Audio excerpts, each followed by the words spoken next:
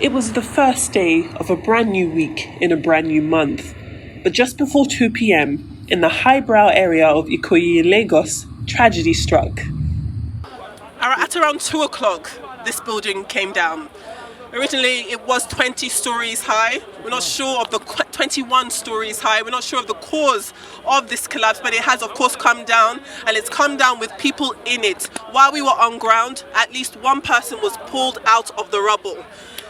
The person is feared dead.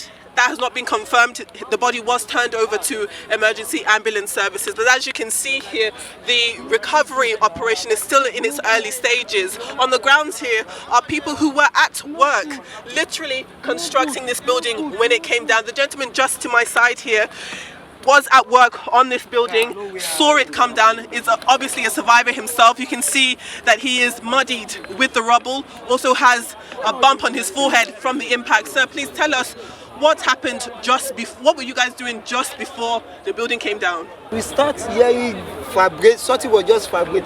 Before we look, all of us what we did there, we look outside, we can't see anything again. But what we are seeing, we know that this 21-story building is collapsing down, and we rescue ourselves to the other side.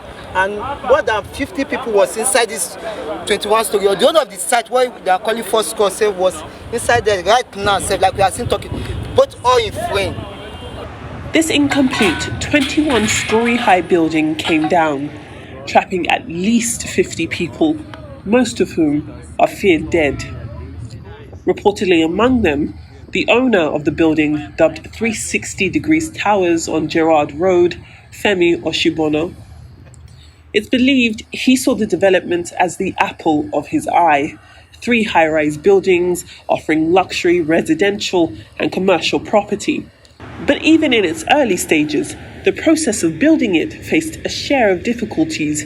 An engineering firm reportedly leaving the project earlier than planned, and claims the structure had not been fully approved by the Lagos State government. You can hear the people on ground are not very happy. The gate leading to this building, Bosun, has been closed, has been locked, and that has restricted the ability for emergency services to enter this ground.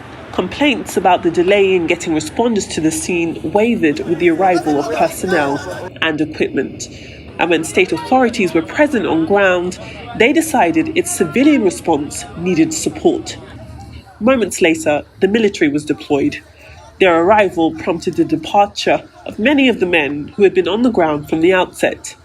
With dozens of people still trapped in and under the rubble, rescue efforts continued. Some of the people pulled from the wreckage were still alive, albeit unconscious, but most of them were dead.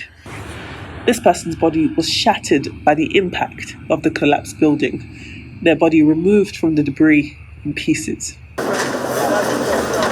As day became night, more excavator machines were deployed. Ambulances, other emergency personnel and bystanders lined the streets. The search and rescue operation is expected to continue overnight and well into Tuesday. And while that continues, hope for finding more survivors perseveres despite the odds.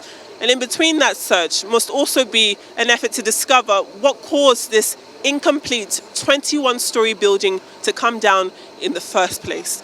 Who or what is responsible? Could it have been avoided? Adefemi Akinsanya, Arise News, Ikoyi, Lagos.